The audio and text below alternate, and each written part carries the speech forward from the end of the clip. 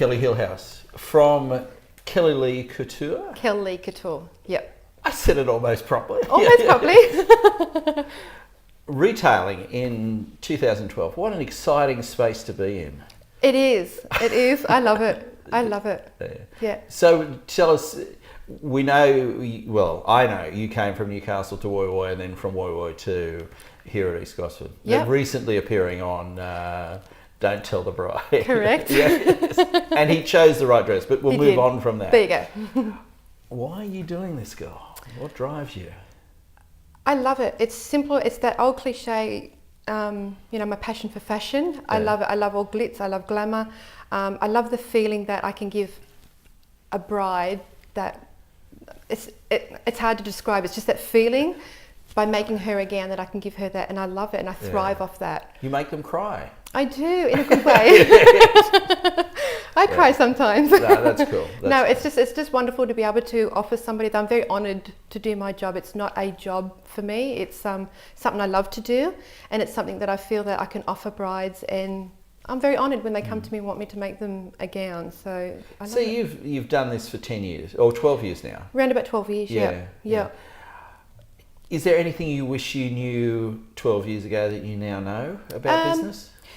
I would have to say no, because I think that's how we all learn. I think all the little mistakes I've made along the way, I would do them again, because I think it's made me a better person and a better business owner and a better designer as what I am today. So because you are a creative business person. Absolutely, yeah. I can't think of doing anything else. It's just that creativity and the flexibility and being able to think outside the square with my business drives me. Tell us one or two of those mistakes you look back and say, oops.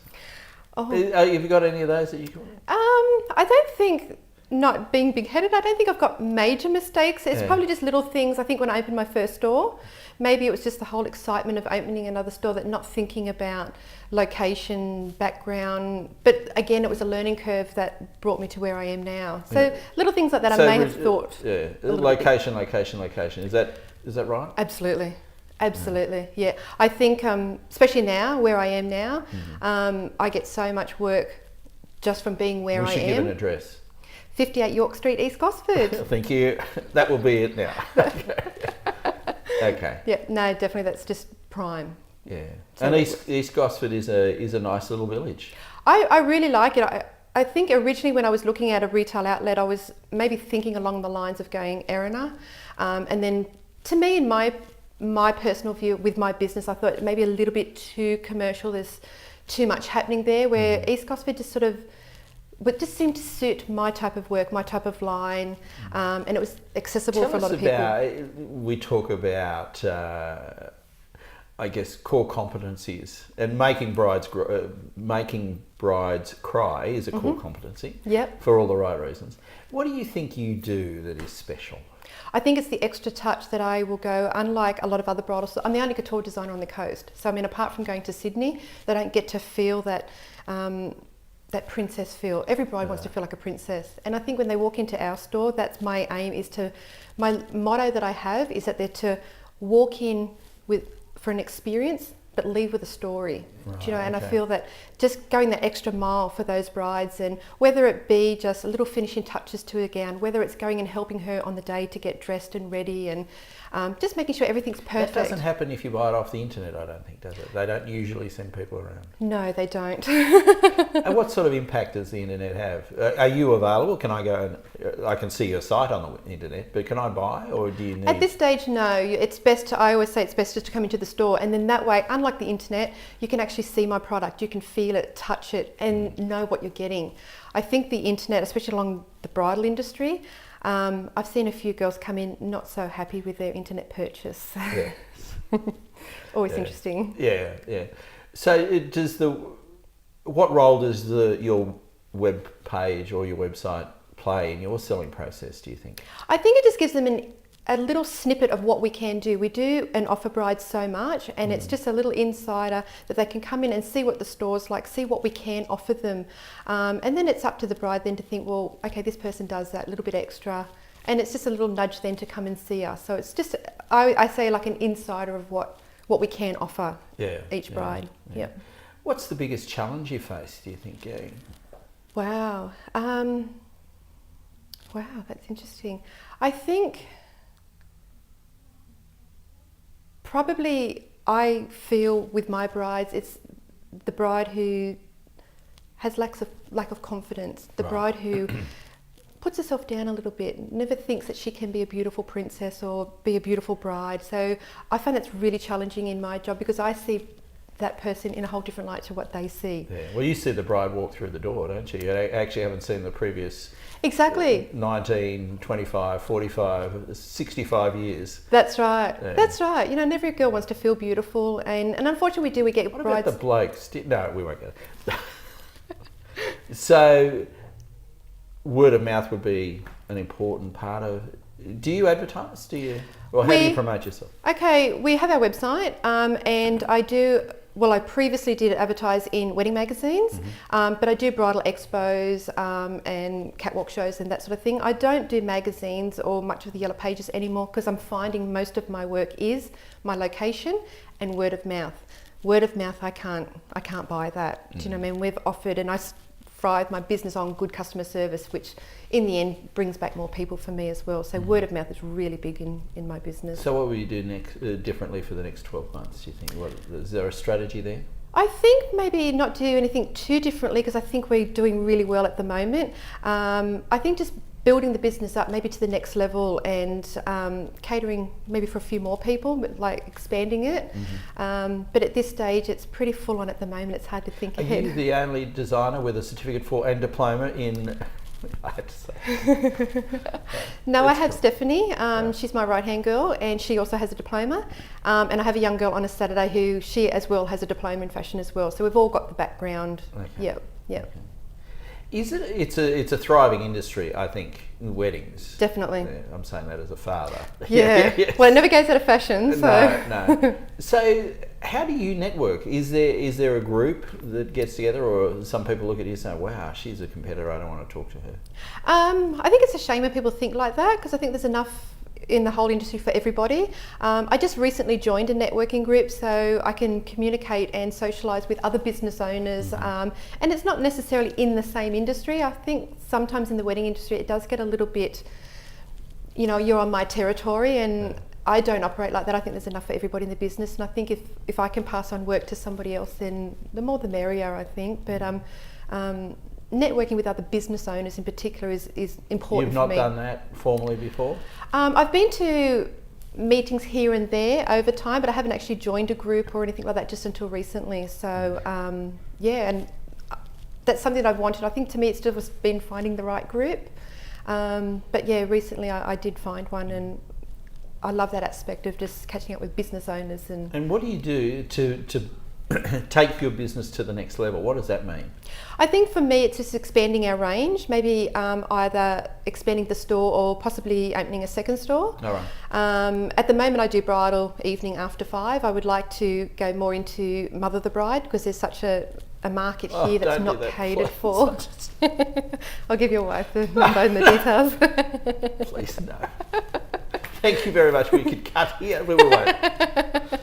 But there's business to be had there. Absolutely, yeah. And the coast is big enough for that, I would think. Definitely. I get a lot of mothers at the moment that come in. I do, as I said, design and make as well. Sometimes it's the time frame that would stop me from making for a client. And then some people just want that, they want to see that visual, they want to buy ready to wear off the rack. And there just doesn't seem to be anything much on the coast for mums. You know, they have to go to Sydney or Newcastle or they're resorted to the internet. I won't say where we've gone, but we've been to a few places. Yeah. So where do you're a passionate girl. Where do you get that passion from? I think I think my father was very much like that as well. He's very passionate about what he does. I think I very much like him, and I think I get that from him. I've never been at school academically great or anything like that. Put me in front of a computer and I frazzle, I have no idea. But put something in my hands and let me make something, then I'm in my own little world. So just being able to drives me. Yeah. And is your business about, are all your dresses created? on site, or is Not it? all of them. We No. have our couture range, so that's all designed and made in-house, and plus our couture clients who come to us wanting to get a gown made, everything is done on the premises, nothing is sent away. I have a ready-to-wear label, and that's designed in-house but made offshore. Oh, right, okay. And then we've just started as well, I think we've got another 4 labels that we stock, some outside labels as well. So we're sort of catering for a lot of different tastes, budgets, style as well. I'm still looking for a tip for a person starting out in retail. Yep, We've used location. yep. Okay. What's the next most important thing in retail, do you think? I think having the drive, the passion, the want to do it. I'm a risk taker as well, and I think if you really want to do something and just do it. My motto to me was I never wanted to look back in 10 years and go, I wonder what would have happened if I'd opened a store. I wonder what would happen if, do you know, I'd rather have done it and maybe not gone so well. Yeah. In my case, it's the opposite. It's doing really Did well. you plan? Do you have annual plans and things like that in terms of sales numbers? I should do, and sometimes I do. Sometimes That was not my question. Everyone should do it. Exactly, Yes. exactly. I'm the first to admit at the moment it gets really slack when I get really busy. I do tend to drop the ball on that side of it. But we definitely, we have like 90-day plans with our business that we like to follow, goals that we need to reach, and whether that be a financial goal, a staff goal. But there's definitely little steps and plans and goals that we aim towards each month. For sure. You've almost convinced me that there's some planning going on. There is. Sometimes it just gets a little bit Frantic, especially spring. Absolutely, yep. You've been watching business on the Central Coast, there are people in retail who won't believe your energy. Yep. And it's an interesting comment on two people, them and you. Mm-hmm. Why is it working for you? Why is retail working? I think it's based on what a customer is getting, to be honest with you. I mean, I think when they come into our store, we're offering them the best customer service, and it's sad to say at times I think that lacks in a Define lot that of... for me, customer service? To us, it's all about treating the customer with respect, giving them the time, approaching them, helping them find what they want, not just brushing them off, and whether they've got a small budget thinking, well, that's not worth it to us. No matter what they come into our store for, whether it's to buy a pair of earrings or it's to buy a couture gown, they get the same service. And I think that's really important. Once you engage with the customer, make them feel like you want them to be in the store, that's what wins us over. And we get comments all the time about customers, what wonderful service we have, how we've made somebody feel really comfortable, and have a little fun too, especially with our brides and that as well. You know, it's such a stressful time, so they can come into our store and relax. Let us take the stress. Why should they relax? Everyone around them is terrified of what's going on. And it shouldn't be like that. We'll leave it like that. Okay. The web. Yep. Yeah. I went to a wedding on Saturday, and the bride was in something from Spain. Okay. She looked okay.